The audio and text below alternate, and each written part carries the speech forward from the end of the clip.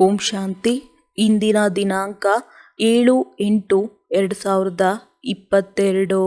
BapDada revise 18/1/92.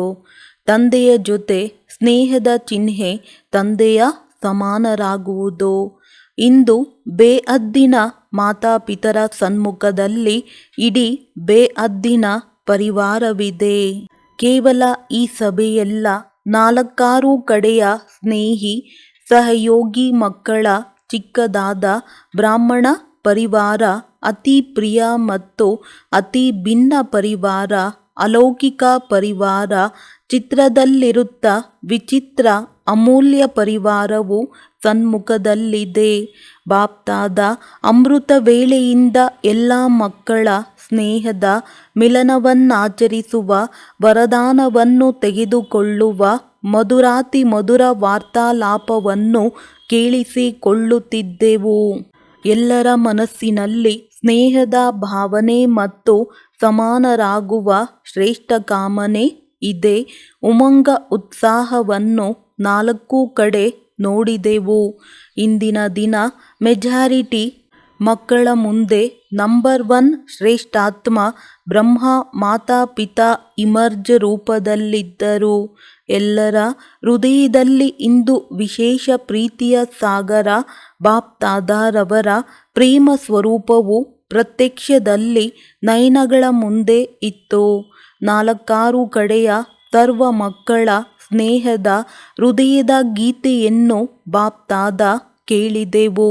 ಸ್ನೇಹದ ಪ್ರತಿಯಾಗಿ ವರದಾತ ತಂದೆಯ ಮಕ್ಕಳಿಗೆ ಇದೇ ವರದಾನ ನೀಡುತ್ತಿದ್ದರು.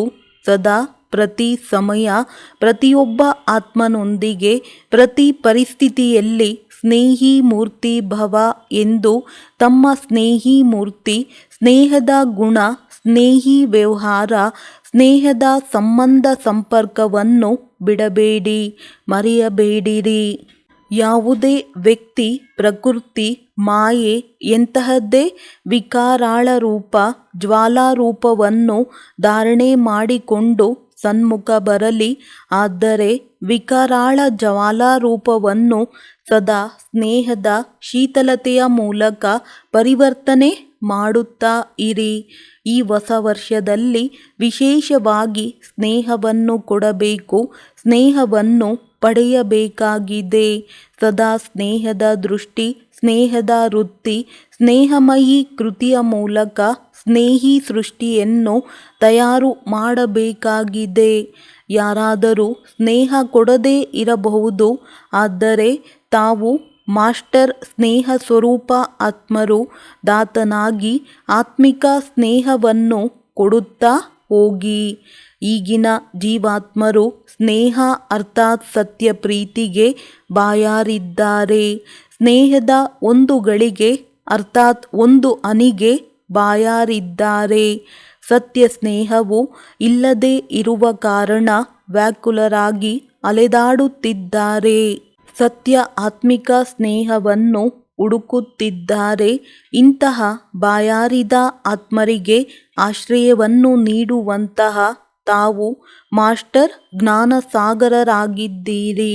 ತಮ್ಮೊಂದಿಗೆ ತಾವು ಕೇಳಿಕೊಳ್ಳಿ, ತಾವೆಲ್ಲ ಆತ್ಮರನ್ನು ಬ್ರಾಹ್ಮಣ ಪರಿವಾರದಲ್ಲಿ ಪರಿವರ್ತನೆ ಮಾಡುವ, ಆಕರ್ಷಿತ ಮಾಡುವ ವಿಶೇಷ ಆಧಾರವು ಏನಿತ್ತು? ಇದೇ ಸತ್ಯ ಪ್ರೀತಿ, ಮಾತಾಪಿತರ ಪ್ರೀತಿ, ಆತ್ಮಿಕ ಪರಿವಾರದ ಪ್ರೀತಿ. ಈ ಪ್ರೀತಿಯ ಪ್ರಾಪ್ತಿಯು ಪರಿವರ್ತನೆ ಮಾಡಿತು. ಜ್ಞಾನವನ್ನು ನಂತರ ತಿಳಿದುಕೊಂಡಿರಿ, ಆದರೆ ಮೊದಲು ಆಕರ್ಷಣೆ ಮಾಡಿದ್ದುದು ಸತ್ಯ. ನಿಸ್ವಾರ್ಥ ಪಾರಿವಾರಿಕ ಪ್ರೀತಿ ಇದೇ ಫೌಂಡೇಶನ್ ಆಯಿತಲ್ಲವೇ? ಇದರಿಂದಲೇ ಎಲ್ಲರೂ ಬಂದರಲ್ಲವೇ?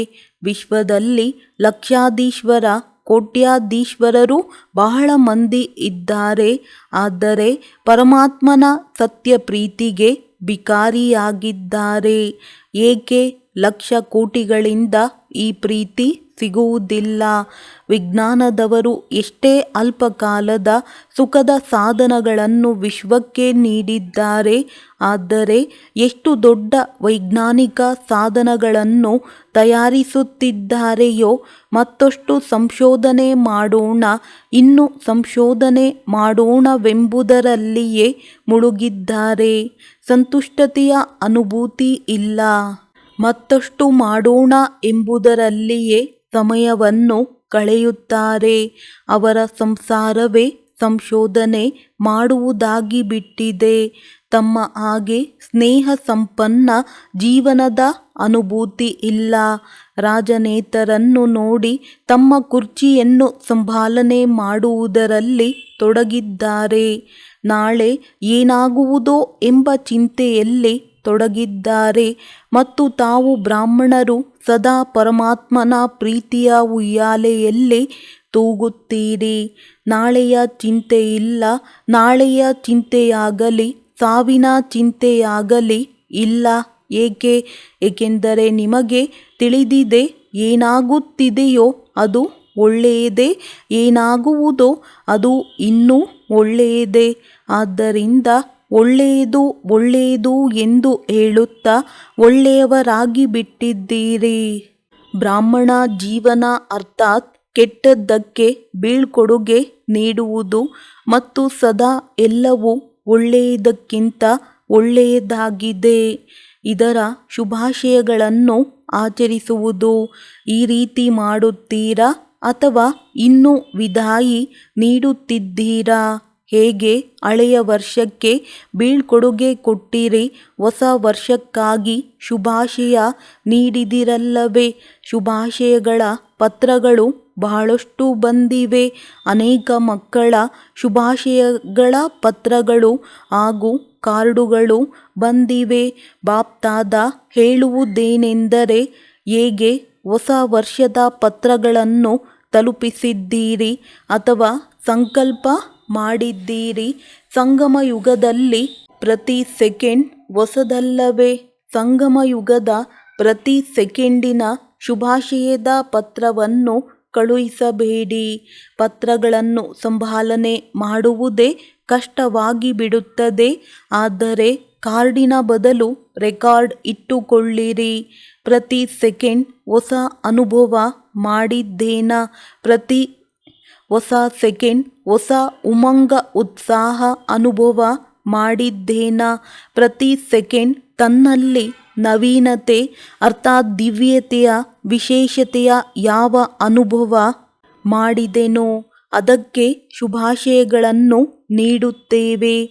ತಾವು ಬ್ರಾಹ್ಮಣ ಆತ್ಮರ ಪ್ರತಿ ಸಮಯದ ಎಲ್ಲದಕ್ಕಿಂತ ಅತಿ ದೊಡ್ಡ ಸಮಾರಂಭ ಯಾವುದಾಗಿದೆ? ಸಮಾರಂಭ ಅರ್ಥಾತ್ ಖುಷಿಯ ಸಮಯ ಅಥವಾ ಖುಷಿಯ ದಿನ. ಸಮಾರಂಭದಲ್ಲಿ ಎಲ್ಲದಕ್ಕಿಂತ ದೊಡ್ಡ ಮಾತು ಮಿಲನ ಮಾಡುವುದಾಗಿರುತ್ತದೆ. ಮಿಲನ ಮಾಡುವುದೇ ಖುಷಿಯನ್ನು ಆಚರಿಸುವುದಾಗಿದೆ.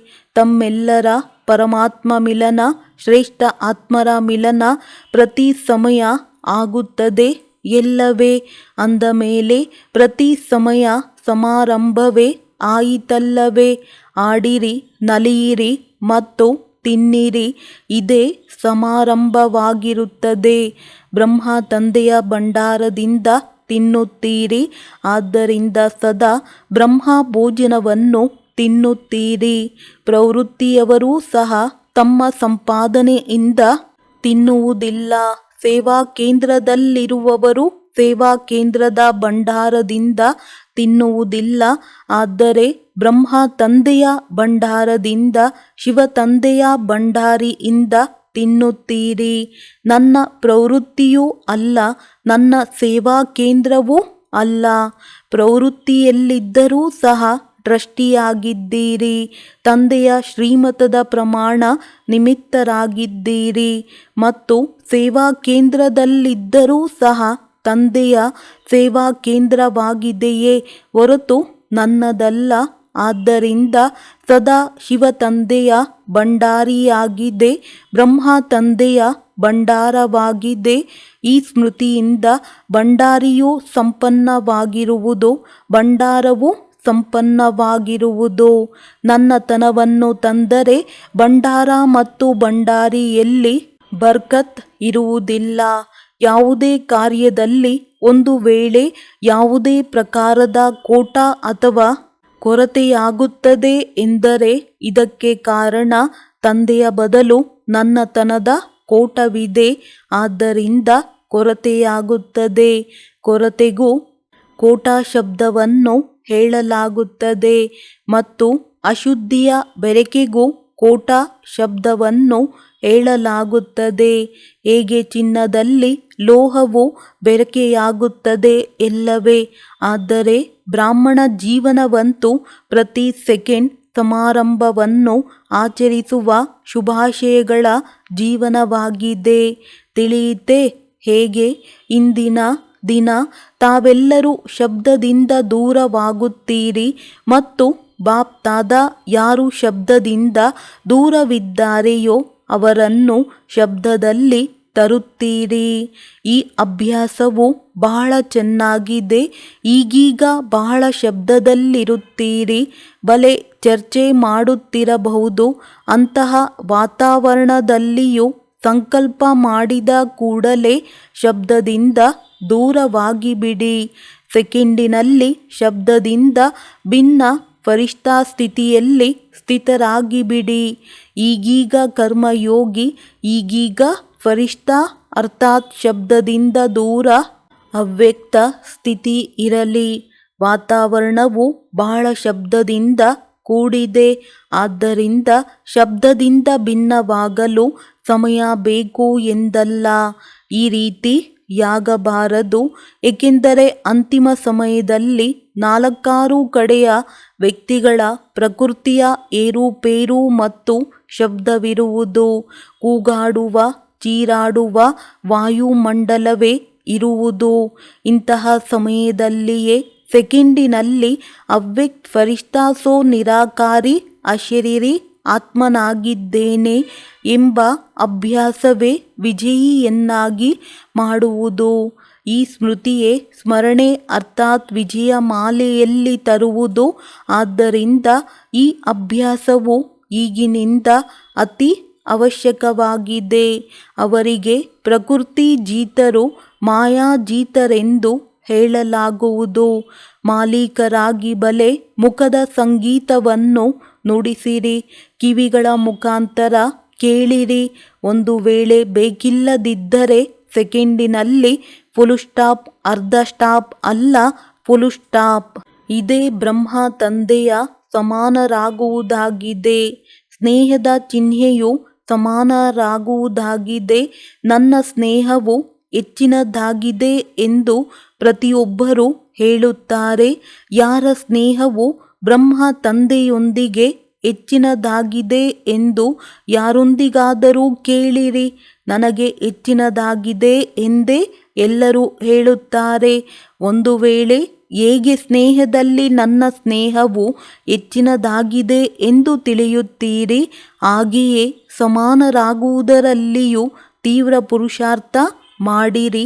ನಾನು ನಂಬರ್ 1 ಆತ್ಮನ ಜೊತೆ ಜೋಡಿ ಮಣಿಗಳ ಜೊತೆ ಮಣಿಯ ಮಾಲೆಯಲ್ಲಿ ಪೋಣಿಸಲ್ಪಡಬೇಕು. ಇದನ್ನೇ ಸ್ನೇಹದ ರಿಟರ್ನ್ ಕೊಡುವುದೆಂದು ಹೇಳುತ್ತಾರೆ. ಸ್ನೇಹದಲ್ಲಿ ಮಧುಬನಕ್ಕೆ ಓಡೋಡಿ ಬರುವುದರಲ್ಲಿ ಬುದ್ಧಿವಂತರಾಗಿದ್ದೀರಿ. ಎಲ್ಲರೂ ಬೇಗ ಬೇಗನೆ ಓಡೋಡಿ ಬಂದು ತಲುಪಿದ್ದೀರಲ್ಲವೇ. ಹೇಗೆ ಈ ಪ್ರತ್ಯಕ್ಷ ಸ್ವರೂಪವನ್ನು ತೋರಿಸಿದ್ದೀರಿ, ಹಾಗೆಯೇ ಸಮಾನರಾಗುವ ಪ್ರತ್ಯಕ್ಷ ಸ್ವರೂಪವನ್ನು ತೋರಿಸಿರಿ. ಸ್ಥಾನವು ಚಿಕ್ಕದಾಗಿದೆ ಮತ್ತು ಹೃದಯವು ದೊಡ್ಡದಾಗಿದೆ. ಆದ್ದರಿಂದ ನಮಗೆ ಸ್ಥಳ ಸಿಗಲಿಲ್ಲವೆಂದು ದೂರ ಕೂಡಬೇಡಿ. ಹೃದಯವು ದೊಡ್ಡದಾಗಿದ್ದರೆ ಪ್ರೀತಿಯಲ್ಲಿ ಯಾವುದೇ ಕಷ್ಟವು ಕಷ್ಟವೆನಿಸುವುದಿಲ್ಲ. ಬಾಪ್ ದಾದಾರವರಿಗೆ ಮಕ್ಕಳ ಕಷ್ಟವನ್ನೂ ಸಹ ನೋಡಲು ಇಷ್ಟವಾಗುವುದಿಲ್ಲ. ಯೋಗ ಮಾಡಿರಿ, ಸ್ಥಾನವು ತಯಾರಾಗಿ ಬಿಡುವುದು. ಒಳ್ಳೆಯದು. ನಾಲ್ಕಾರು ಕಡೆಯ ದೇಶ ವಿದೇಶದ ಸ್ನೇಹದಲ್ಲಿ ಸಮಾವೇಶವಾಗಿರುವ ಶ್ರೇಷ್ಠಾತ್ಮರ ಬಹಳ ಸಂಕಲ್ಪದ ಮೂಲಕ, ಪತ್ರಗಳ ಮೂಲಕ, ಸಂದೇಶಗಳ ಮೂಲಕ ಈ ಸ್ಮೃತಿಯ ದಿವಸ ಹಾಗೂ ಹೊಸ ವರ್ಷದ ನೆನಪು ಪ್ರೀತಿಯು ಬಾಪ್ ದಾದಾರವರಿಗೆ ತಲುಪಿತು. ಎಲ್ಲರ ಹೃದಯದ ಮಧುರಾತಿ ಮಧುರ ಸಂಗೀತವನ್ನು ಬಾಪ್ ದಾದಾ ಕೇಳಿದೆವು. ಅದಕ್ಕೆ ಪ್ರತಿಯಾಗಿ ಬಾಪ್ ದಾದಾ ಎಲ್ಲ ಮಕ್ಕಳನ್ನು ಮಧುರಾತಿ ಮಧುರ, ಪ್ರಿಯಾತಿ ಪ್ರಿಯ ಮಕ್ಕಳೇ ಎಂದು ಹೇಳಿ ನೆನಪು ಪ್ರೀತಿಯನ್ನು ಕೊಡುತ್ತಿದ್ದೇವೆ. ಹಾರುತ್ತಿದ್ದೀರಿ ಮತ್ತು ತೀವ್ರಗತಿಯಿಂದ ಹಾರುತ್ತಾ ಇರಿ. ಮಾಯೆಯ ಆಟವನ್ನು ಆಟಗಾರನಾಗಿ ನೋಡುತ್ತಾ ನಡೆಯಿರಿ. ಪ್ರಕೃತಿಯ ಪರಿಸ್ಥಿತಿಗಳನ್ನು ಮಾಸ್ಟರ್ ಸರ್ವಶಕ್ತಿವಂತರಾಗಿ ಆಟವೆಂಬಂತೆ ಪಾರು ಮಾಡುತ್ತಾ ಹೋಗಿ. ತಂದೆಯ ಕೈ ಮತ್ತು ದಿವ್ಯ ಬುದ್ಧಿಯೋಗ ರೂಪಿ ಜೊತೆಯನ್ನು ಸದಾ ಅನುಭವ ಮಾಡಿ ಸಮರ್ಥರಾಗಿ ಸದಾ ಪಾಸ್ ವಿದ್ ಆನರ್ ಆಗುತ್ತಾ ನಡೆಯಿರಿ. ಸದಾ ಸ್ನೇಹ ಮೂರ್ತಿ ಭವದ ವರದಾನವನ್ನು ಸ್ಮೃತಿಯಲ್ಲಿ ನೆನಪಿಟ್ಟುಕೊಳ್ಳುವ ಸರ್ವ ಸ್ನೇಹಿ ಮೂರ್ತಿಗಳಿಗೆ, ಸದಾ ಮಾಸ್ಟರ್ ದಾತಾ ಆತ್ಮರಿಗೆ, ಮಾತಾಪಿತರ ಶಕ್ತಿ ಸಂಪನ್ನ ನೆನಪು ಪ್ರೀತಿ ಹಾಗೂ ನಮಸ್ತೆ. ಪಾರ್ಟಿಗಳ ಜೊತೆಯಲ್ಲಿ ಅವ್ಯಕ್ತ ಬಾಪ್ ದಾದಾರವರ ಭೇಟಿ. ನಾವೆಲ್ಲರೂ ಪೂಜ್ಯ ಮತ್ತು ಪೂರ್ವಜ ಆತ್ಮಗಳು. ಈ ರೀತಿ ನಶೆ ಇರುತ್ತದೆಯೇ? ನೀವೆಲ್ಲರೂ ಈ ಸೃಷ್ಟಿರೂಪಿ ವೃಕ್ಷದ ಬುಡದಲ್ಲಿ ಕುಳಿತುಕೊಂಡಿದ್ದೀರಲ್ಲವೇ? ಆದಿ ತಂದೆಯ ಮಕ್ಕಳು ಆದಿ ರತ್ನಗಳಾಗಿರುವಿರಿ ಎಂದರೆ ಈ ವೃಕ್ಷದ ಬುಡವೂ ಸಹ ನೀವಾಗಿರುವಿರಿ. ಯಾವುದೆಲ್ಲ ರೆಂಬೆ ಕೊಂಬೆಗಳು ಹೊರಹೊಮ್ಮುತ್ತವೆ ಅವುಗಳು ಬೀಜದ ನಂತರ ಬುಡದಿಂದಲೇ ಹೊರಹೊಮ್ಮುತ್ತವೆ ಎಂದರೆ ಎಲ್ಲದಕ್ಕಿಂತ ಆದಿ ಧರ್ಮದವರು ನೀವು ಆತ್ಮಗಳಾಗಿರುವಿರಿ. ಅನ್ಯರೆಲ್ಲರೂ ನಿಮ್ಮ ನಂತರ ಬರುವರು. ಆದ್ದರಿಂದ ನೀವು ಪೂರ್ವಜರಾಗಿದ್ದೀರಿ. ಹಾಗಾದರೆ ನೀವು ತಳಪಾಯವಾಗಿದ್ದೀರಿ. ತಳಪಾಯ ಎಷ್ಟು ಪಕ್ಕಾ ಆಗಿರುತ್ತದೆಯೋ ಅಷ್ಟು ರಚನೆಯೂ ಸಹ ಪಕ್ಕಾ ಆಗಿರುತ್ತದೆ. ಹಾಗಾದರೆ ಇಷ್ಟು ಗಮನ ತಮ್ಮ ಮೇಲೆ ಇಟ್ಟುಕೊಳ್ಳಬೇಕು. ಪೂರ್ವಜರು ಅರ್ಥಾತ್ ಬುಡವಾಗಿರುವ ಕಾರಣ ಡೈರೆಕ್ಟ್ ಬೀಜದ ಜೊತೆಯಲ್ಲಿ ಸಂಬಂಧವಿರುತ್ತದೆ. ತಾವು ನಶೆಯಿಂದ ಹೇಳಬಹುದು, ನಾವು ಡೈರೆಕ್ಟ್ ಪರಮಾತ್ಮನ ಮೂಲಕ ರಚನೆಯಾಗಿದ್ದೇವೆ. ಪ್ರಪಂಚದವರನ್ನು ಕೇಳಿ ರಚನೆಯನ್ನು ಮಾಡಿದವರು ಯಾರು? ಆಗ ಹೇಳಿಕೆ ಕೇಳಿಕೆಯ ಮಾತುಗಳನ್ನು ಹೇಳಿಬಿಡುತ್ತಾರೆ. ಭಗವಂತ ರಚನೆ ಮಾಡಿದರು ಎಂದು ಹೇಳುತ್ತಾರೆ. ಆದರೆ ಹೇಳುವುದಕ್ಕಷ್ಟೇ ಮತ್ತು ನೀವು ಡೈರೆಕ್ಟ್ ಪರಮಾತ್ಮನ ರಚನೆಯಾಗಿದ್ದೀರಿ. ಇಂದಿನ ಬ್ರಾಹ್ಮಣರು ಹೇಳುತ್ತಾರೆ, ನಾವು ಬ್ರಹ್ಮನ ಮಕ್ಕಳೆಂದು. ಆದರೆ ಬ್ರಹ್ಮನ ಮಕ್ಕಳು ನೀವಾಗಿದ್ದೀರಿ. ಹಾಗಾದರೆ ನಾವು ಡೈರೆಕ್ಟ್ ಪರಮಾತ್ಮನ ಮಕ್ಕಳೆಂದು ಖುಷಿ ಇದೆ. ಯಾವುದೇ ಮಹಾನ್ ಆತ್ಮ ಧರ್ಮಾತ್ಮರ ರಚನೆಯಲ್ಲ, ಡೈರೆಕ್ಟ್ ಪರಮಾತ್ಮನ ರಚನೆಯಾಗಿದ್ದೇವೆ. ಹಾಗಾದರೆ ಡೈರೆಕ್ಟ್ ಎಷ್ಟು ಶಕ್ತಿ ಇರಬಹುದು? ಪ್ರಪಂಚದವರು ಹುಡುಕುತ್ತಿದ್ದಾರೆ, ಯಾವುದಾದರೂ ವೇಷದಲ್ಲಿ ಭಗವಂತ ಬರುತ್ತಾರೆಂದು ಮತ್ತು ನೀವು ಹೇಳುತ್ತೀರಿ ಸಿಕ್ಕಿಬಿಟ್ಟಿದ್ದಾರೆ. ಹಾಗಾದರೆ ಎಷ್ಟು ಖುಷಿ ಇದೆ? ಇಷ್ಟು ಖುಷಿ ಇದೆ ಎಂದರೆ ನಿಮ್ಮನ್ನು ನೋಡಿ ಅನ್ಯರೂ ಸಹ ಖುಷಿಯಾಗಿ ಬಿಡಬೇಕು. ಖುಷಿಯಾಗಿರುವವರ ಚೆಹರೆ ಸದಾ ಖುಷಿಯ ಅದೃಷ್ಟಶಾಲಿಯಾಗಿರುತ್ತದೆ. ಗ್ಲೋಬಲ್ ಹಾಸ್ಪಿಟಲ್ನ ಸಹೋದರ ಸಹೋದರಿಯರ ಪ್ರತಿ. ಹಾಸ್ಪಿಟಲ್ನಲ್ಲಿ ಯಾರೇ ದುಃಖಿ ಬರುತ್ತಾರೆಂದರೆ ಖುಷಿಯಾಗಿ ಬಿಡುತ್ತಾರಲ್ಲವೇ? ವಾತಾವರಣ ಈ ರೀತಿ ಖುಷಿಯದ್ದಾಗಿದೆ. ಯಾರೇ ಬಂದರೂ ದುಃಖವನ್ನು ಮರೆತು ಬಿಡಲಿ, ಏಕೆಂದರೆ ವ್ಯಕ್ತಿಯ ಪ್ರಕಂಪನಗಳಿಂದ ವಾತಾವರಣ ನಿರ್ಮಾಣವಾಗುತ್ತದೆ. ಯಾವುದೇ ದುಃಖಿ ಆತ್ಮಗಳ ಸಂಘಟನೆ ಇದ್ದರೆ ಅಲ್ಲಿಯ ವಾತಾವರಣ ಸಹ ದುಃಖದಾಗಿ ಬಿಡುತ್ತದೆ. ಅಲ್ಲಿ ಯಾರಾದರೂ ನಗುತ್ತಾ ಬಂದರೂ ಸಹ ಅವರು ಸುಮ್ಮನಾಗಿ ಬಿಡುತ್ತಾರೆ. ಮತ್ತು ಎಲ್ಲಿ ಖುಷಿಯಲ್ಲಿರುವಂತಹ ವ್ಯಕ್ತಿಗಳ ಸಂಘಟನೆಯಲ್ಲಿ, ಖುಷಿಯ ಸಂಘಟನೆಯಲ್ಲಿ ಎಂತಹದೇ ದುಃಖಿ ಆತ್ಮಗಳೇ ಬಂದರೂ ಪರಿವರ್ತನೆಯಾಗಿ ಬಿಡುತ್ತಾರೆ. ಪ್ರಭಾವವಂತೂ ಖಂಡಿತವಾಗಿ ಬೀರುತ್ತದೆ ಎಂದ ಮೇಲೆ ಎವರ್ ಹ್ಯಾಪಿ ಹಾಸ್ಪಿಟಲ್ ಆಗಿದೆಯಲ್ಲವೇ? ಕೇವಲ ಹೆಲ್ದಿಯಲ್ಲ, ಹ್ಯಾಪಿ ಸಹ. ಎಲ್ಲರೂ ಮುಗುಳ್ನಗುತ್ತಾ ಇರುತ್ತೀರಿ. ನಗುತ್ತಿರುತ್ತೀರಿ ಎಂದರೆ ಅರ್ಧ ಔಷಧಿಯಾಗಿ ಬಿಡುತ್ತದೆ. ಅರ್ಧ ಔಷಧಿ ಖುಷಿಯಾಗಿದೆ. ಹಾಗಾದರೆ ಔಷಧಿಯ ಖರ್ಚು ಸಹ ಉಳಿತಾಯವಾಯಿತಲ್ಲವೇ? ಕಡಿಮೆ ಖರ್ಚಿನಲ್ಲಿ ನಿರೋಗಿಯಾಗಿ ಬಿಟ್ಟೆ ಎಂದು ರೋಗಿಗಳು ಖುಷಿಯಾಗಿ ಬಿಡುತ್ತಾರೆ ಮತ್ತು ಹಾಸ್ಪಿಟಲ್ನ ಖರ್ಚು ಕಡಿಮೆಯಾಗಿ ಬಿಡುತ್ತದೆ. ವೈದ್ಯರಿಗೆ ಸಮಯವೂ ಉಳಿತಾಯವಾಗುತ್ತದೆ. ಹೇಗೆ ಸಾಕಾರದಲ್ಲಿ ನೋಡಿದ್ದೀರಿ? ಬ್ರಹ್ಮ ತಂದೆಯವರ ಮುಂದೆ ಬಂದಾಗ ಏನು ಅನುಭವ ಹೇಳುತ್ತಾರೆ?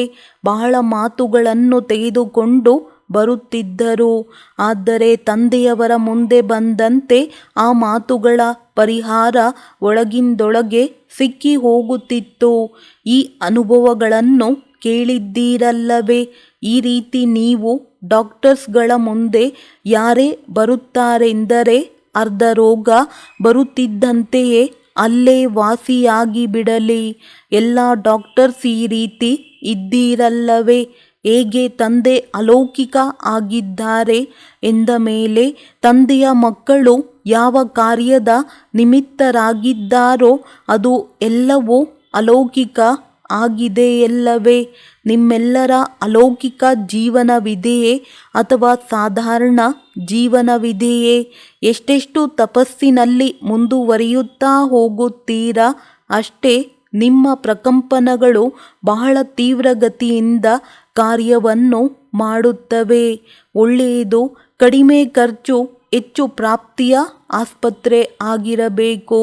ಸಮಯವೂ ಕಡಿಮೆ ಖರ್ಚಾಗಲಿ ಹಾಗೂ ಸ್ಥೂಲ ಧನವೂ ಕಡಿಮೆ ಖರ್ಚು ಹಾಗೂ ಹೆಚ್ಚು ಪ್ರಾಪ್ತಿ.